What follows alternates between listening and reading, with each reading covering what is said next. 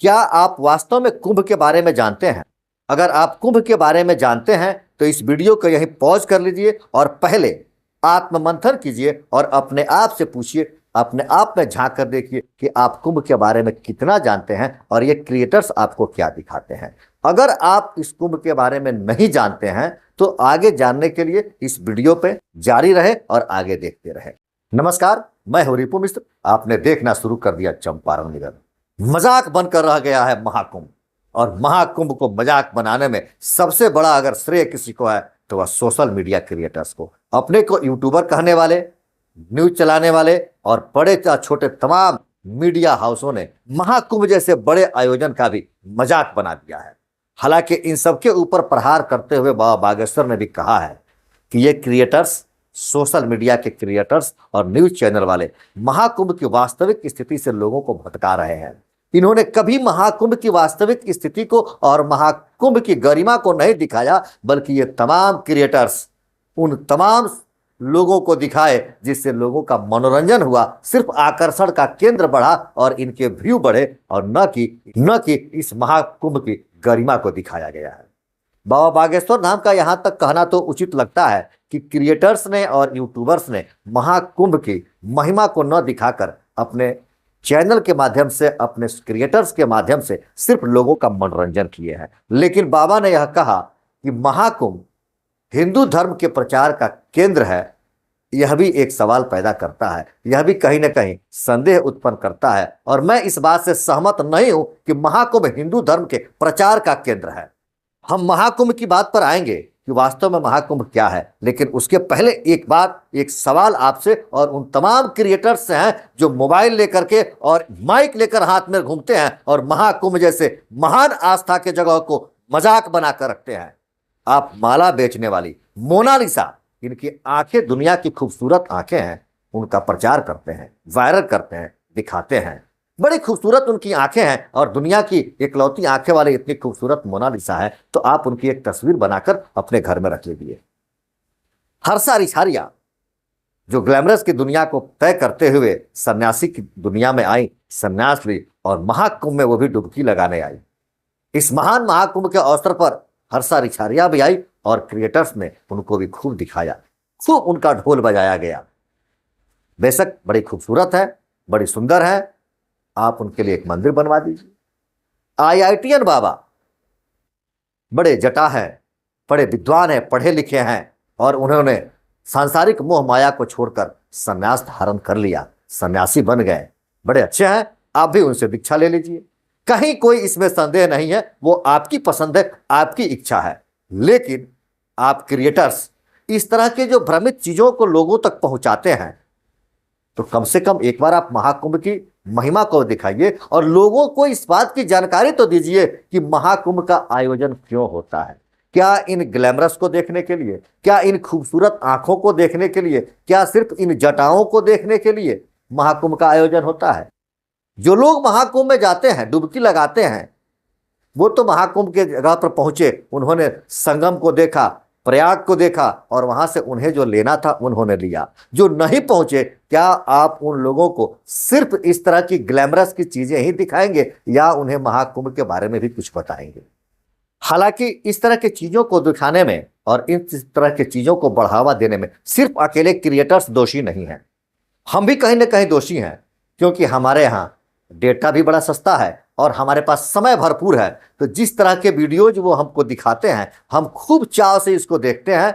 जिस वीडियोज पर ज़्यादा व्यू जाता है, लोग उसी तरह के वीडियोज अपलोड करते हैं। तो दर्शक भी ऐसे ही हो गए हैं और क्रिएटर्स भी ऐसे ही हो गए हैं, जिससे हम अपने देश की गरिमा को कहीं बहुत पीछे छोड़ करके और आधुनिकता में इतना न डूब गए और इतना न समा गए कि हम अपनी वास्तविक संस्कृति को ही भूलते जा रहे हैं। आप सबों से एक सवाल है, क्या आप वास्तव में कुंभ के बारे में जानते हैं?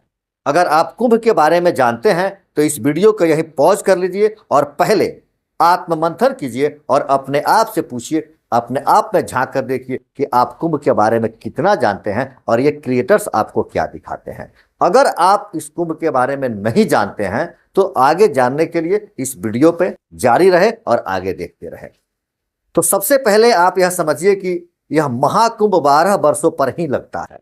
अब 12 वर्षों पर लगता है और आपको यह भी जानकारी प्राप्त होगी कि महाकुंभ आज का नहीं है, यह आदिकाल से चला आ रहा है। आज जो धर्म के प्रचारक हैं, जो इसे धर्म का केंद्र और धर्म के प्रचार का जगह बताते हैं, ऐसा नहीं है। जब उनका धर्म नहीं था तब से महाकुंभ है, आदिकाल से महाकुंभ है। यह 12 वर्षों पर ही लगता है। इसके पीछे भी कारण है, क्योंकि हमारे ज्योतिष का जो गणना है, उस गणना को आज वैज्ञानिक भी मानते हैं, और ज्योतिष जितनी भी गणना किए हैं वह सभी ग्रह नक्षत्रों के आधार पर ही करते हैं। 12 वर्षों के समय में एक ऐसा निर्धारित समय होता है कि तमाम तरह के ग्रह कहीं न कहीं एक विशेष अवस्था और एक विशेष स्थिति में होते हैं, और उन्हीं ग्रहों की अवस्था और स्थिति को देखकर ये ज्योतिष गणना करते हैं, पूरे ब्रह्मांड की वो गणना करते हैं। और ये कहीं न कहीं गुफाओं में, पहाड़ों में, एकांत में लीन हैं, अपनी शोध कार्यों में लगे हैं, और उनको पता है कि यह ग्रह दशा कब फिर इकट्ठा होने वाली है, या ये ग्रह कब किस दशा में होने वाले हैं। उनके लिए समय निर्धारित है। दुनिया के किसी भी कोना में रहकर आप अध्ययन करें और देखें तो यह ग्रह उसी दिन उस समान रूप में, उस समान दशा में, उन समान रेखाओं में होंगे। तो इनको बताने की जरूरत भी नहीं होती थी। विभिन्न जगहों पर इस तरह का शोध करने वाले तमाम ज्योतिष लोग, तमाम साधु सन्यासी लोग यह इकट्ठा होते थे प्रयाग महाकुंभ के जगह पर। और यही प्रयाग वो जगह है जहां विभिन्न क्षेत्रों के लोग जो अपने अपने विवेक से, अपने ज्ञान से कई तरह के शोध कार्य, आज की भाषा में शोध कार्य, लेकिन उस समय की भाषा में वह अपने ज्ञान के प्रकाश से क्या कुछ सीखे हैं, क्या समझे हैं, उन्होंने क्या कुछ गणना की है, ये सभी लोग इस जगह पर इकट्ठा होते थे और अपने ज्ञान का आदान प्रदान करते थे।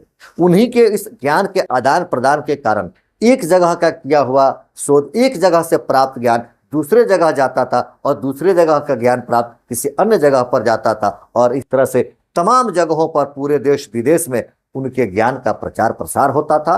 ग्रह दशाओं की गिनती सभी लोगों तक पहुंचती थी, और उस तरह से उन्हें पूरे भूमंडल की जानकारी प्राप्त होती थी। हमारा ज्योतिष विद्या, हमारा आयुर्वेद भी इस तरह से फैलता था, क्योंकि इसमें सिर्फ ज्योतिष के जानकार ही इकट्ठा नहीं होते थे, बल्कि वो सभी शोधकर्ता लोग जो चिकित्सा के क्षेत्र में थे, क्योंकि उस समय आयुर्वेद ही था। तो जो आयुर्वेद के लोग जंगलों में जड़ी बूटियों की खोज करते, शोध करते, उनका रिसर्च करते, वो लोग भी इकट्ठा होते और एक दूसरे से अपने शोध का आदान प्रदान करते, और यहाँ से ज्ञान को पूरे संसार में फैलाया जाता था। यह है हमारे कुंभ का महत्व। कुंभ इसलिए आयोजन किया गया, न कि मोनालिसा के खूबसूरत आंख को दिखाने के लिए, हर्षा रिछारिया की खूबसूरत बदन को दिखाने के लिए, आयार्यन बाबा के जटा और उनके ज्ञान को प्रकाशित करने के लिए। मेरा एक सवाल आप सबों से है, दर्शकों से भी और उन क्रिएटरों से भी, क्या आपने कभी अपने क्रिएटर के माध्यम से दर्शकों को यह बताया कि इस महाकुंभ का आयोजन का वास्तविक मकसद क्या है? क्या आपने उन दर्शकों को दिखाया कि महाकुंभ कब से है, क्यों है, और इसका मुख्य उद्देश्य क्या है? क्या उन दर्शकों से भी एक सवाल है, क्या आपने अपने उन क्रिएटर्स से, जिनके वीडियोज पर आप लाइक कमेंट शेयर करते हैं, उनकी दिखाई गई चीज़ों से आनंदित होते हैं, कभी डिमांड किया, मांग किया कि हमें उस चीज़ को भी दिखाया जाए कि इस प्रयाग के संगम पर क्या कुछ होता है? ये जो शोधकर्ता लोग हैं, जो सन्यासी हैं, औघड़ है, अघोरी हैं, नागा हैं, तपस्वी हैं, इन लोगों ने क्या कुछ 12 वर्षों में शोध किया है? क्या कुछ सीखा है इन्होंने?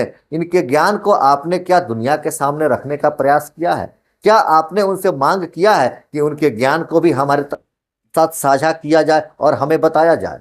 हो सकता है कि हमारे इस वीडियो से किसी को तकलीफ हो, नागवार गुजरे। मेरा उद्देश्य किसी के दिल को दुखाना नहीं है, मेरा उद्देश्य है लोगों तक वास्तविक चीज़ों को पहुंचाना। उन तमाम क्रिएटरों से मेरा निवेदन है कि आप महाकुंभ की वास्तविक स्थिति को लोगों तक पहुंचाएं। लोगों से निवेदन है कि आप इन क्रिएटरों से मांग करें कि वह वास्तविक स्थिति को दिखाएं, ताकि यह ज्ञान, यह प्रकाश पूरे दुनिया में फैले और महाकुंभ का महत्व पूरा संसार, जो वास्तविक प्राचीन काल से, आदि काल से चली आ रही है, आज भी उसी परंपरा के अनुसार महाकुंभ को देखा और समझा जाए। संक्षेप रूप में कहें तो महाकुंभ ज्ञान के आदान प्रदान का और ज्ञान की व्यापकता को पूरा दुनिया में फैलाने का एक केंद्र है। वीडियो अच्छी लगे तो लाइक, कमेंट और शेयर जरूर करेंगे। देखते रहे चंपारण मिरर। धन्यवाद।